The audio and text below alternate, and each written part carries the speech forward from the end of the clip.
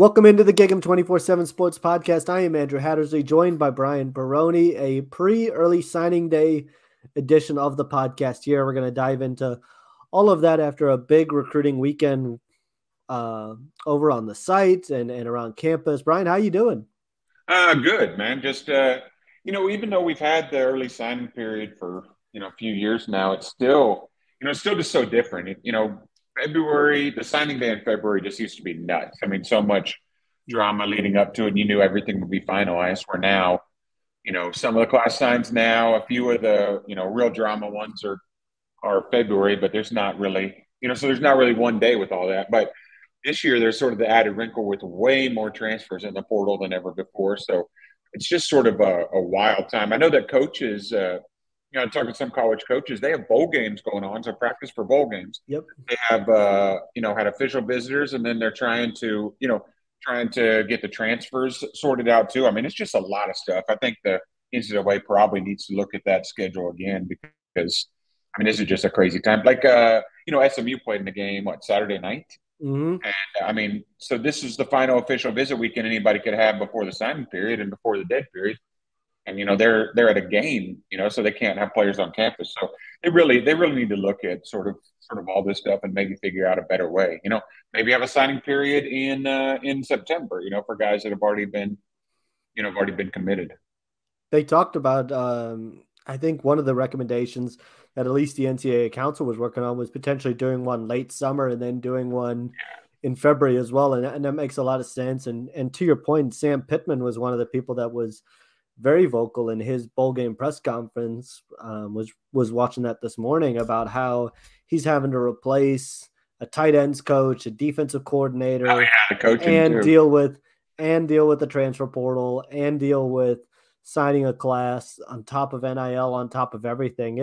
You're right. He kind of talked about the same sort of thing that, they've got to take a look at the calendar and adding this transfer portal window into early December has probably added that new wrinkle that nobody was really sure how it was going to work out. And this year we talked about it on last week's podcast that, it was going to be interesting to see how many coaches were out at the state championships this weekend over at AT&T Stadium. And to be honest with you, not really a ton, because I think, to your point, everybody was kind of focused on big visit weekends. I think Texas Tech had one coach out there. UTSA had a couple at times, but really not as many as I thought there might be. And I think a big reason for that is everybody was focused on kind of the early signing period and hosting massive official visit weekends on the last week. And that goes for Texas A&M. Huge weekend. Obviously, a lot of big name visitors in town. Javon Thomas, David Hicks. They had Marcel Reed, Tony Mitchell, a few of the guys that were in town. Brian, your early reaction to how Texas A&M did this weekend and what you've kind of heard on your end. I think really well. I mean, there have not been any, kids go public with a commitment or anything, but I expect them to land some of those that are committed elsewhere that came in uncommitted. David Hicks solidified him. I mean, he committed A&M a bit surprisingly in late September over Oklahoma, and then A&M struggles for the season happened. And, he visited Oklahoma and Oregon multiple times, was at Oregon the weekend before this past one. So A&M was really trying to shore him up and looks like they did so, and he'll be signing on Wednesday. So, even if, let's just say that was the only thing that happened, I mean, that's still a big deal. And then, they were working to shore up Javon Thomas, who TCU's trying to flip, working to land all those other guys, plus the transfers, man. Tony Grimes, I think it's probably out by now that he canceled his USC visit. He was supposed to head there after a night at A&M and head to USC, but they were enjoying it so much, and I think it bodes well for A&M that they're he and his family just decided not even to go out to California. No doubt, and similar feedback, and we've got a lot more on the site. So if you haven't signed up to GigEm247, we've got a lot more updates on there and the latest to get you guys all squared away before. I think there's a half-off deal too. Half off for fans deal right now through signing day. Yeah, you can get a 50% off an annual subscription through signing day. So be sure to check that out.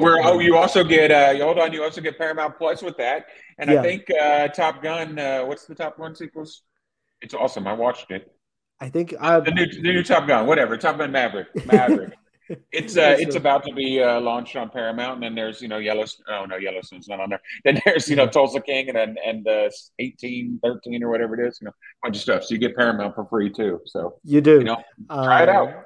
Try it out. Give it a whirl, and you won't regret it. We've got a lot of stuff over there on all the latest on the recruiting front, and you get some added perks the longer you stay on the site. So definitely a nice perk to the subscription. And I've heard of similar things, and I think one of the big things positive wise from this, a lot of the key targets you talk about, Javon Thomas, you talk about Jaden Platt, were some of the last guys that were on campus. And we know Jimbo Fisher likes to stagger it that way, to have those guys be kind of the last people that are around. Yeah. I think last year when we kind of talked about this, Bryce Anderson was one of the guys that was kind of the last guy to meet with Jimbo Fisher, where they could shore things up. And they like to kind of do it that way. And, the reviews from a lot of guys have been that they really got to see what they wanted to see this year. There's an update on the site on Jaden Platt, and he really talked about the academic side of the visit and how that was one of the big boxes he had to get checked this weekend. And A&M was really able to do that, and as they continue to battle Stanford and Florida. And so I think, as rough as this season went, A&M hasn't really had, other than the big news was obviously Anthony Hill committing to Texas last week. That was a huge blow for A&M, but they've managed to hold this class together and keep a lot of the core guys. David Hicks is a big example. Reuben Owens is a big example. And now you kind of work from there and keeping Chase Besantis in the fold. He tweeted over the weekend about his A&M visit. I think to be able to keep this nucleus in the fold and have a lot of other visitors, it has a chance to end up being better than A&M expected. And you mentioned it. It was interesting to see how they brought in the transfers at the same time. The Tony Grimes, Mason Cobb was in on a visit. It shows you they are looking to attack the transfer portal in a couple areas, which we've been asked about a lot. Yeah, I mean, it's not the numbers we would have expected. Just having 3 guys on campus this weekend of transfers. They're really going to have to hit it. See what they get in the early signing period, and then really hit those guys. After that, because it's a dead period through the middle of January for high school recruits, but there is a 5-day window from January 4th to 8th that those transfers can take official visits. If most of them will be on campus at their new places in January, so they got an extra week to be able to check that out. So I think that's going to be a pretty busy week for A&M getting transfers in. A guy like Adari Halsey, New Mexico safety, and some others like him will possibly be there. But I think things look pretty good with Tony Grimes and with Mason Cobb. Headed into when they're hopefully planning to announce soon. No doubt, and that would be 2 of the biggest areas of need. I think when you look at what A&M, obviously they've lost a lot of cornerbacks in the transfer portal, and that looks like and to the NFL draft, having to replace a guy like Jalen Jones. You've had guys like Miles Jones, Brian George, Denver Harris, all enter the transfer portal. That just is an area that A&M is going to need to shore up depth wise. And we've mentioned on the site, but not every guy needs to be a 5-star. But A&M just needs guys from a depth standpoint at that position too, and guys with experience, to replace them, and having guys like Bravion Rogers and Javon Thomas in there as well is good. But adding a guy like Tony Grimes would be a huge bonus. And there was certainly more good news on a big area of need for A&M this weekend, and we're going to dive right into it right after a quick break.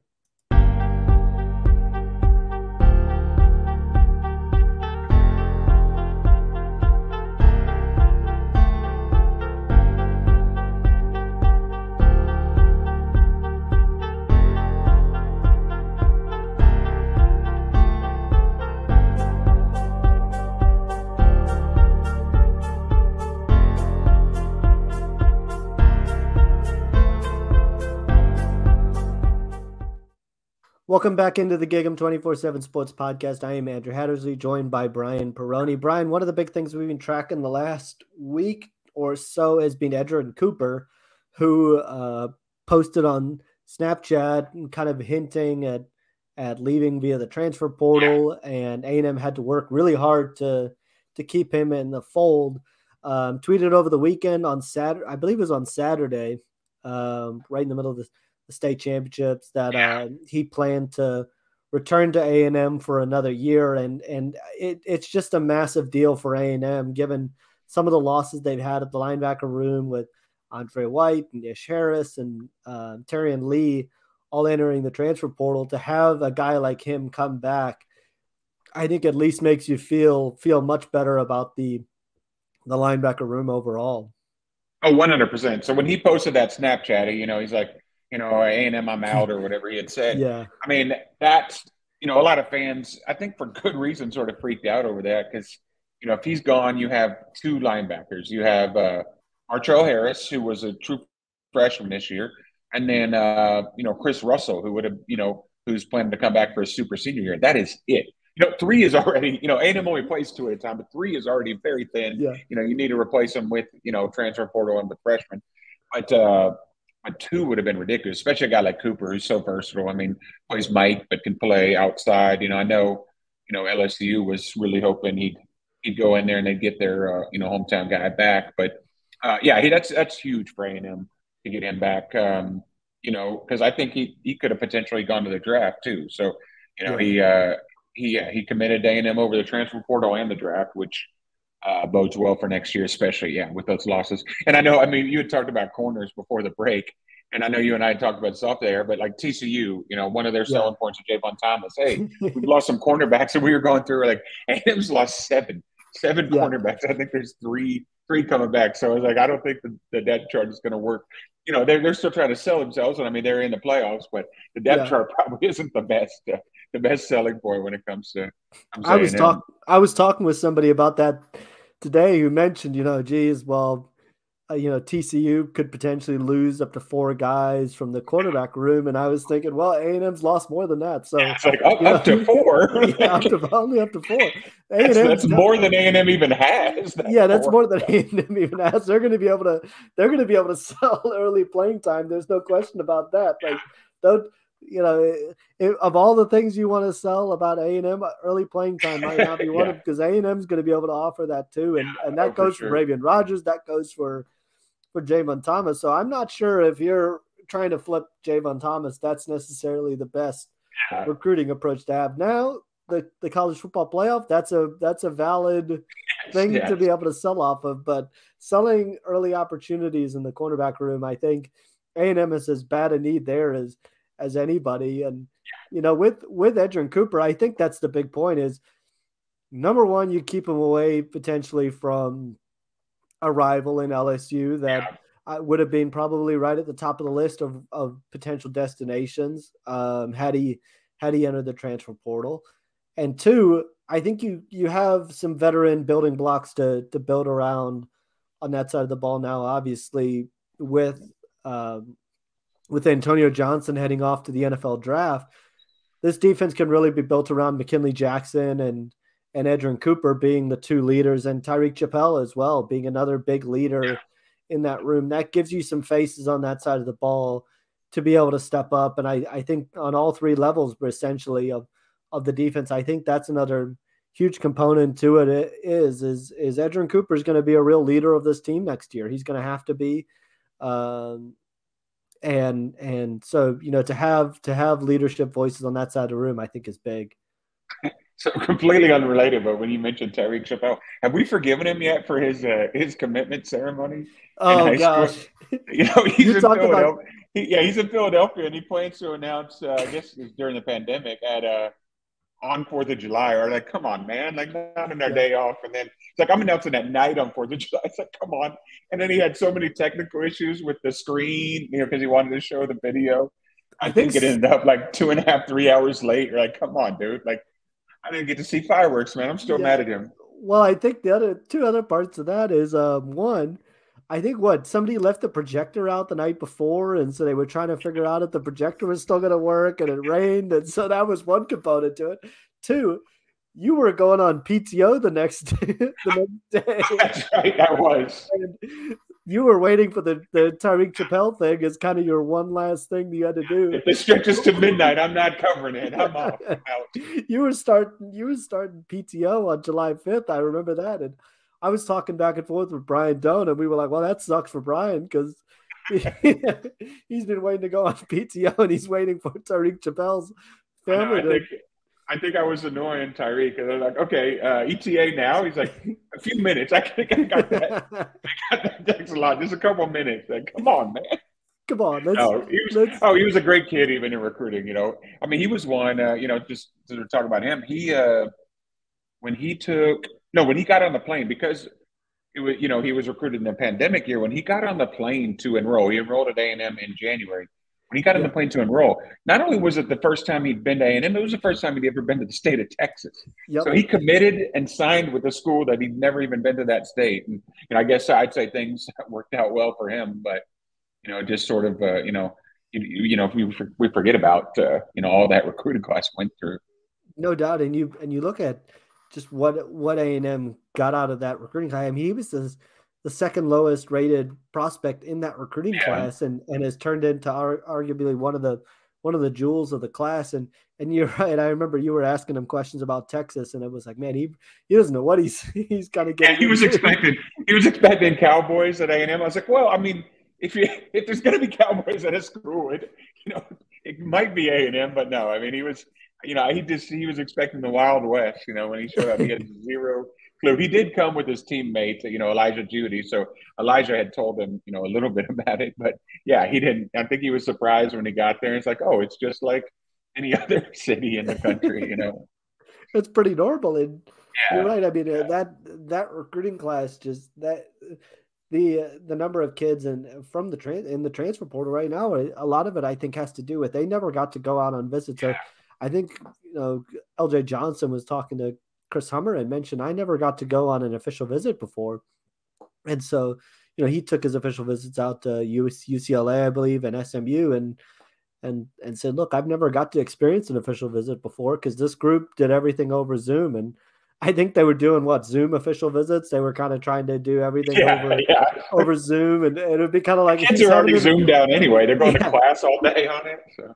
Yeah, it'd be like he's doing a Zoom official visit, and it would be kind of like, okay, well, what's different from everything else you guys have done the last couple of days? So it was an interesting time, and Tyreek Chappelle, you're right, he's turned into one of the leaders of this class now, and things have worked out pretty well for him and Jordan Gilbert, honestly, two guys in that class who are going to be relied on heavily at that safety position. And Brian, continuing with just another one, what do you think Mason Cobb would mean, and how important do you think he is in terms? We've gone back and forth with folks on the board on whether he's more important or Tony Grimes is more important. Which guy for you is a bigger priority? That is a good one. I would say, I mean, honestly, so A&M has Tyreek Chappelle at one corner and really nobody right now at the other. Tony Grimes has experience. He's started, over 30 games at North Carolina. So, you've got that experience coming in. So, I mean, that's important. But A&M also does not really have a true Mike. I mean, we talked about how Edgerrin Cooper's playing that.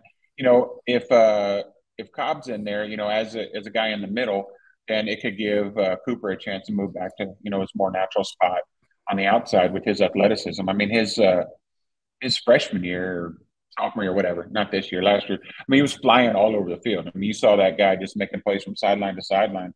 I think, if you're able to get him coming off the edge some, that's really important. So I don't want to say one guy's more valuable. If it's a gun to my head, I guess I'd say probably Cobb. Really just because the linebacker room is so thin, so thin. And Martrell Harris doesn't really even have the experience. So, I mean, it's really just two guys with actual, true full game experience. Yeah, I was going to say Mason Cobb too. And one of the things for me is you look at one of the biggest issues of this defense last year was stopping the run. And, a guy like Mason Cobb is I think going to be able to shore some of those issues up. Just a guy that's known as a sure tackler, a guy that's smart, kind of that you mentioned that Mike linebacker that they just don't have. They're trying to sell Torian York, who's another guy who's on campus this week and being sort of that leader of the defense, but I'm not sure they necessarily have that guy on campus right now. And to me, York's going to be a guy that maybe needs a little bit of time to get in the weight room and need a year. I don't think he's an instant contributor. So as big as Grimes would be, they're both huge. Let's not get anybody confused or say one's less important than the other. Both are huge needs, and obviously at receiver, there's a couple important targets as well. But probably the two more important guys right now that are out there in the transfer portal, and A&M is certainly targeting both of them. It's going to be interesting to see how Texas A&M kind of finishes out this class. Obviously, there's a lot of big decisions coming up over the next couple of days. We'll have you covered again over on the GigEm247 site, so be sure to sign up there if you haven't already, and give this a like and share. And we'll be back next week to kind of break everything down once the dust settles from this week, and have more on the transfer portal as the attention kind of shifts there and towards National Signing Day, obviously, as well in February. But to everyone, enjoy this week. Have a great week. Have a happy holidays coming up at the end of this week, obviously, and we'll see you guys soon.